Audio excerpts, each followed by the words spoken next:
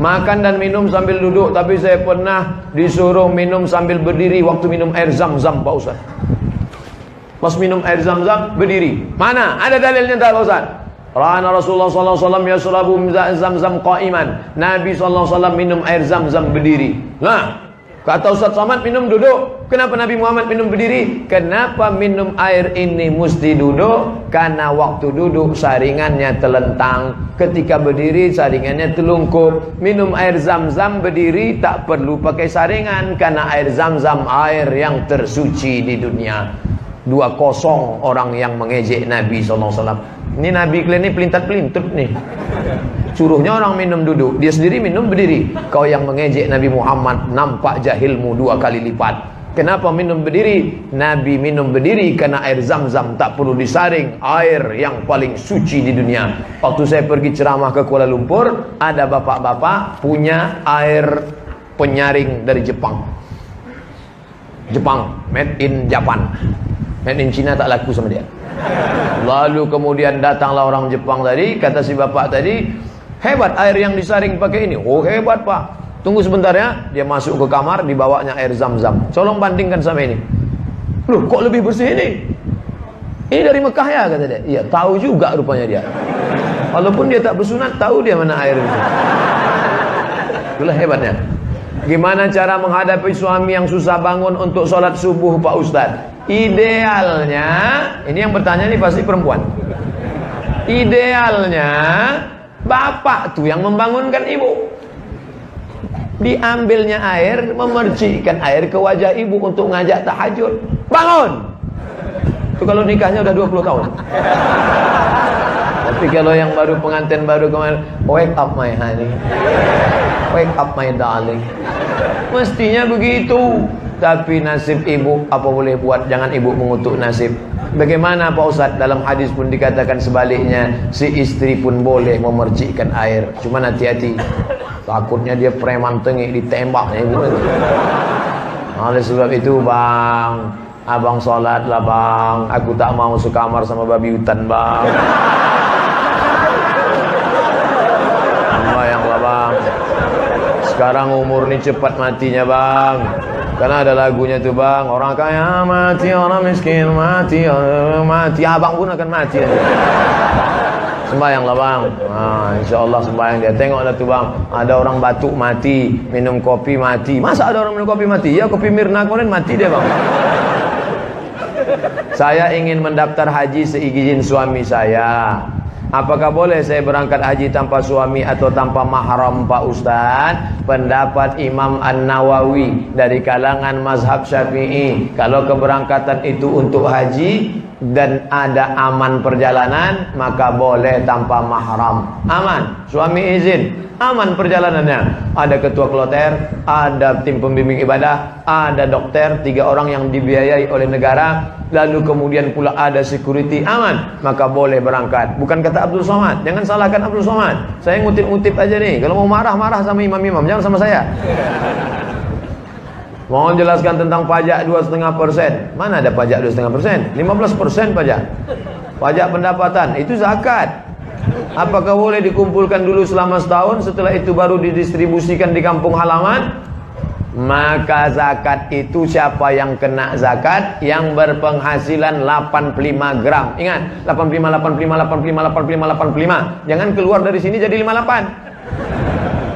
Dalam perjalanan hidup ibu bapak tahun 85, apa yang paling berkesan? Ingat itu, 85 gram emas. Kalau penghasilanku sebanyak itu, maka aku sudah kena zakat. 85 gram sekarang harga emas 500.000, maka 85 kali 500 sama dengan 42.500.000. Dibagi 12 bulan. 42.500.000 bagi 12 sama dengan 3.600.000. Payah ngitung 3.600.000, 4 juta. Siapa yang berhasilan 4 juta, keluarkan zakat 2,5%, 25.000, 25.000, 25.000, 25.000. Yang punya zakat, yang punya duit 4 juta, zakatnya 100.000.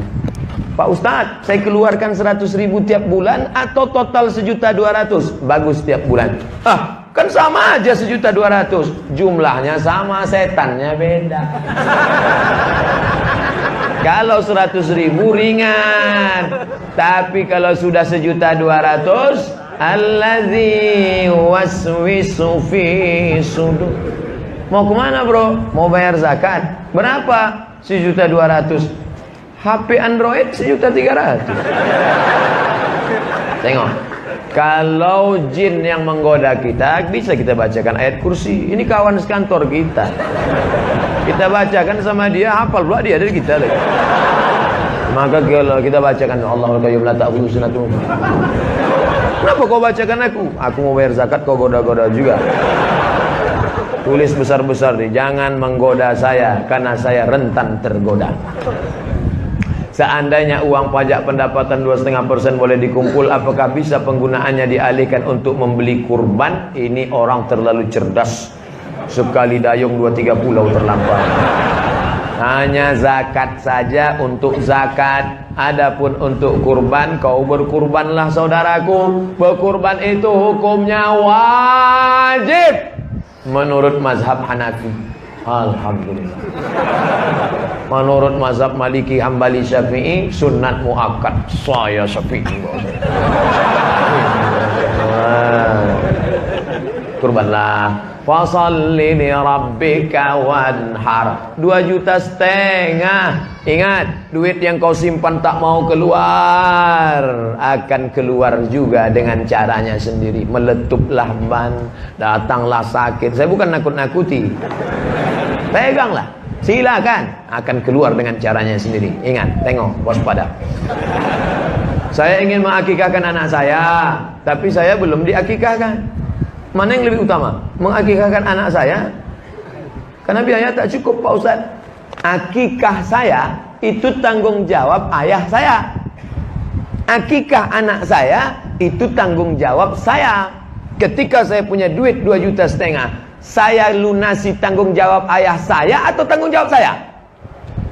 Tanggung jawab saya. Saya punya duit 2,5 juta, anak lahir, maka saya akikahkan anak saya. Setelah saya akikahkan anak saya, rezeki bertambah, sekarang ada duit 5 juta, 2 ekor kambing. Maka saya boleh mengakikahkan diri saya. Bapak ibu yang belum akikah, malam ini ada duit, langsung cari kambing. www.kambing.com. Assalamualaikum Pak Kambing. Salam. Bisa tolong carikan kambing ya besok. Besok siapa yang mau akikah besok, tolong kirim alamat, saya insyaallah datang ke sana. Tapi kalau umur sudah 40-30, akikah saja. Jangan minta ayun pakai marhaban.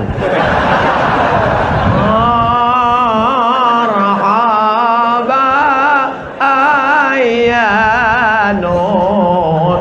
Oh, sangka yang diayun cucu. Oh, kok nyatuknya itu duduk. Apa hukumnya mengakikahkan anak yang sudah meninggal dunia? Kalau anak itu sudah ditiupkan roh, umur berapa ditiupkan roh? 40 hari air, 40 hari darah, 40 hari daging, 120 hari, gugur dia 5 bulan, atau setelah lahir 2-3 hari, mau diakikahkan orang tuanya, hukumnya mubah. Kalau 7 hari sunnah, tak bisa 7 hari 14, tak hari ke-14 21 tak bisa, tak usah tengok tanggal lagi. Uwais Al-Qarni, dalam hidup kumpul berjamaah pasti banyak perbedaan pendapat. Bagaimana menyikapi orang yang suka menjudge orang lain sebagai ahli bid'ah? Tolong berikan penjelasannya. Kalau bisa berikan rujukan dalilnya.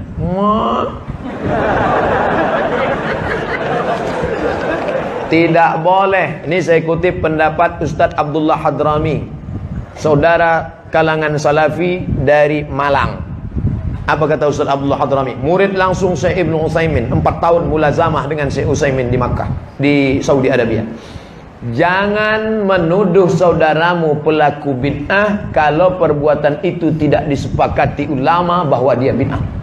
Ketika kau katakan, hei pelaku bid'ah, maka bid'ah sama dengan hei dolalah, dolalah sama dengan hei penghuni neraka. Hati-hati.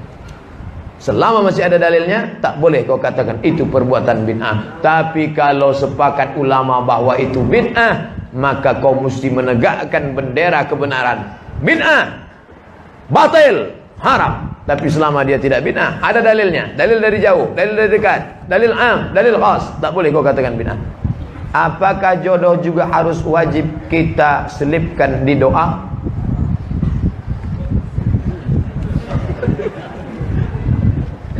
Minta rezeki kepada Allah. Allahumma rzuqna rizqan halalan thayyiba. Istri itu rezeki atau tak rezeki?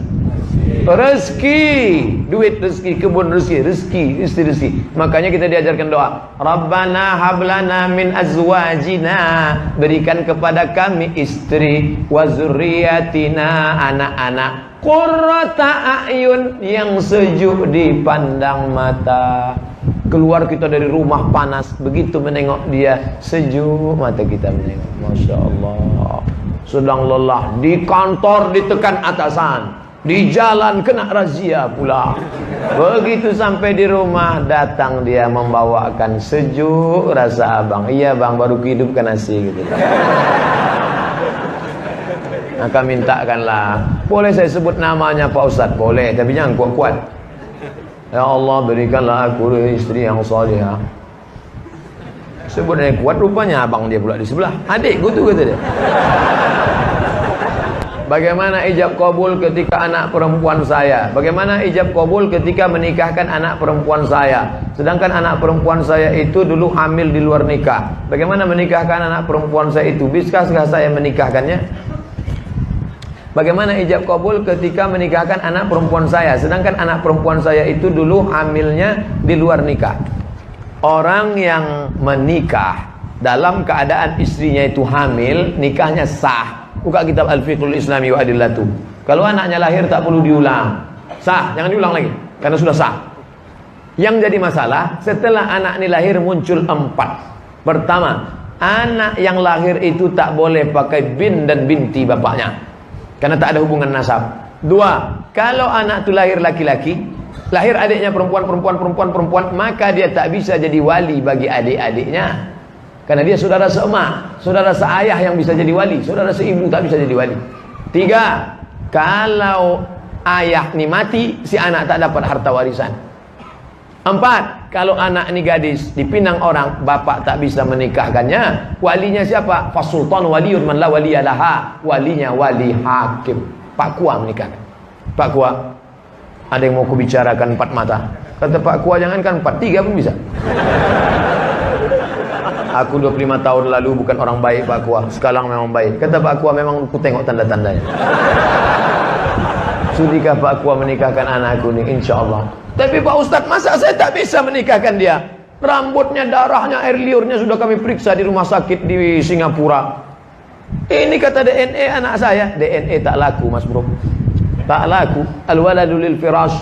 Anak diakui kalau setelah akad baru hamil. Sebelum akad, salah saya apa? Salah kau mau tahu? Aku kasih tahu. Iya, mencoblos sebelum hari H. Itu salah.